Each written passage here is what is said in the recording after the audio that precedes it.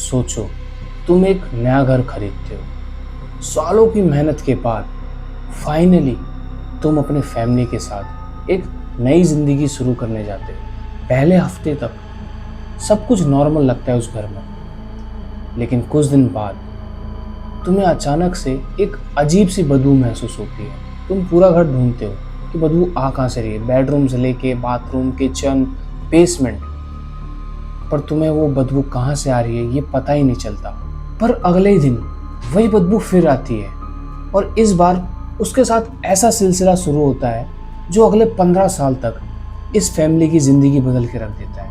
ये है पेंसिल्वेनिया के वेस्ट पिटस्टोन में रहने वाले स्मूल फैमिली की कहानी। इस कहानी को कुछ लोग अमेरिका के डेंजरस हंटिंग केस मानते हैं और कुछ लोग फिजियोलॉजिकल मिस्ट्री मानते हैं। इस कहानी को सुनने के बाद आप खुद डिसाइड करना, क्या ये डेंजरस हंटिंग केस है या फिर कोई फिजियोलॉजिकल मिस्ट्री।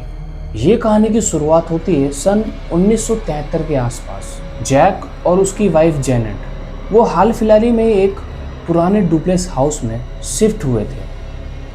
अब वो घर इतना पुराना था, साफ देखा जा सकता था कि दीवारों पर क्रैक्स है, प्लम्बिंग भी खराब थी और हर जगह रिनोवेशन की जरूरत थी।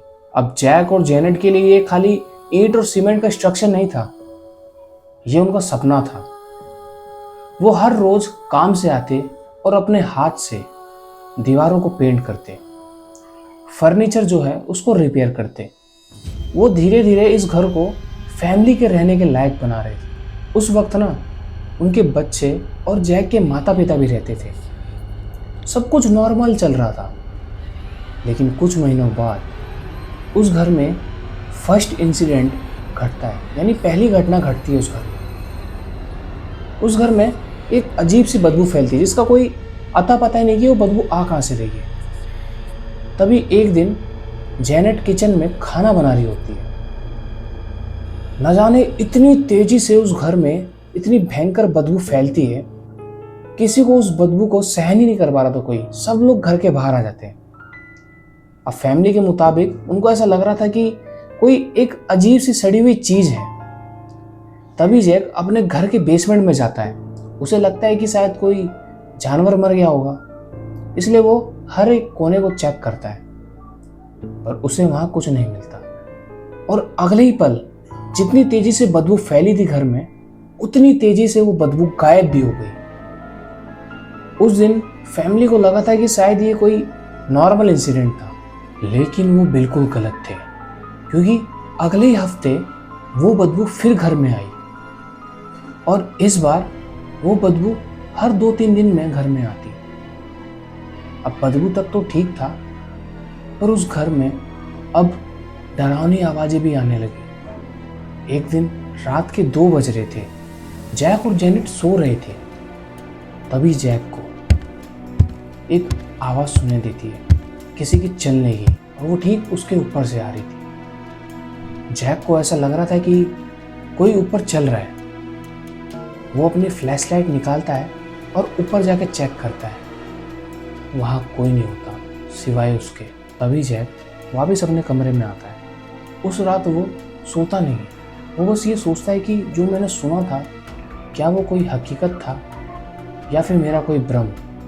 और कभी कभी किचन में से बर्तन गिरने की आवाज़ें भी आती थी। तभी जैक और जेनेट वहाँ जाके देखते, बर्तन अपनी जगह ही होते थे, सब कुछ नॉर्मल, मानो कुछ हुआ ही ना हो। अब जेनेट ने बताया उसे कई बार ऐसा लगता कि उन्हें कोई देख रहा है, और जब वो पीछे मुड़कर देखती, वहाँ कोई नहीं होता। अब एक रात जैक और जेनेट दोनों रूम में बैठ के इस घर में हुए इंसिडेंट के बारे में बात कर रहे होते हैं। तभी अचानक से उनके रूम में जो टीवी होता है वो ऑन हो जाता है अपने आप। दोनों ही एक दूसरे को देख के शॉक हो जाते हैं, क्योंकि दोनों ने ही टीवी को ऑन नहीं किया था, बट टीवी फिर भी ऑन कैसे हो सकता है।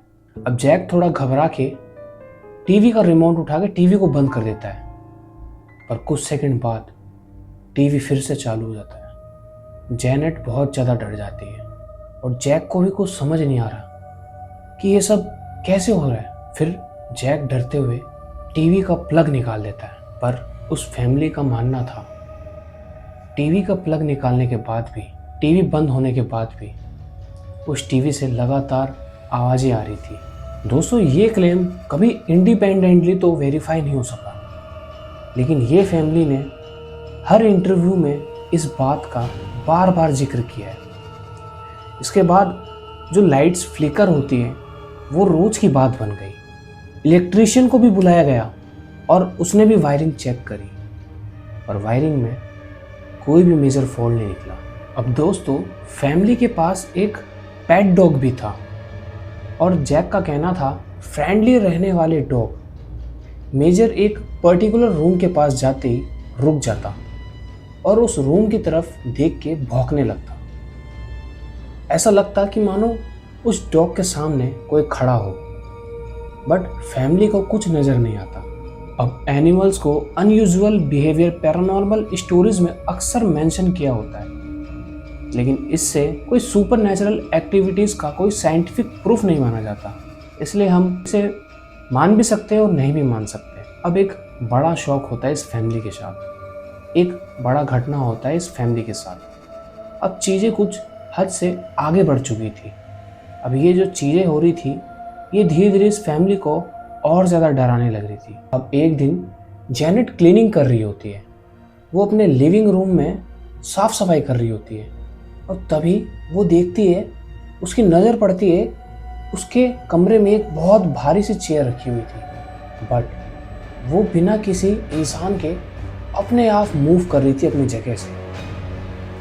ये चीज़ देख के जेनेट की लिटरली फट गई थी, वो जम गई डर के मारे। वो बस देखती रह गई कि ये क्या हो रहा है। तभी उसने फटाफट से जैक को आवाज़ दी। जैक जल्दी से जेनेट की आवाज़ सुनते ही उसके कमरे में आने लगा, बट उसके आते आते वो चेयर वापस से अपनी जगह पे जैसी थी वैसी हो गई। अब जैक ये देख के उसको ऐसा लगा कि शायद जेनेट को इल्यूजन हो रहा है, बट कुछ हफ्तों बाद जैक ने खुद ही क्लेम किया कि फर्नीचर बिना किसी इंसान के मूव करते हुए उसने देखा है। अब जैक की फैमिली को ऐसा लगने लगा इस घर में कुछ तो ऐसा है जो दिखाई नहीं देता। लेकिन ये तो बस शुरुआत थी। अगले कुछ महीनों में इस मुरुल फैमिली ने दावा किया कि बात सिर्फ आवाज़ें और बदबू तक सीमित नहीं रही। उनका मानना था कि एक इनविजिबल फोर्स उन्हें फिजिकल अटैक कर रही थी। और फिर इस फैमिली की ज़िंदगी में एंट्री हुई दुनिया की सबसे फेमस पैरानॉर्मल इन्वेस्टिगेटर्स की। उससे पहले इस फैमिली के साथ और भी ब्रूटली सिचुएशन हो रहे थे और भी क्रिएट हो रहे थे, क्योंकि इनके साथ जो हो रहा था वो इससे कहीं ज़्यादा डेंजरस था। दोस्तों, अब चीज़ें सिर्फ आवाज़ें और बदबू तक सीमित नहीं थी, क्योंकि वो चीज़ अब फिजिकल अटैक भी करना स्टार्ट कर दिया था उसने। अब इनके साथ और आगे क्या क्या सिचुएशन होता है जो कि बहुत ही ब्रूटली होता है, इसको हम लोग जानेंगे पार्ट 2 में। इसलिए अभी के अभी इस चैनल को सब्सक्राइब कर लो, और मैं पार्ट 2 जल्दी लेके आऊँगा, इसलिए कमेंट में पार्ट 2 ज़रूर लिखना, वीडियो को एक लाइक ज़रूर करना। मैं मिलता हूँ आपको ऐसी और अमेजिंग हॉरर स्टोरीज़ के साथ। तब तक के लिए bye bye and take care.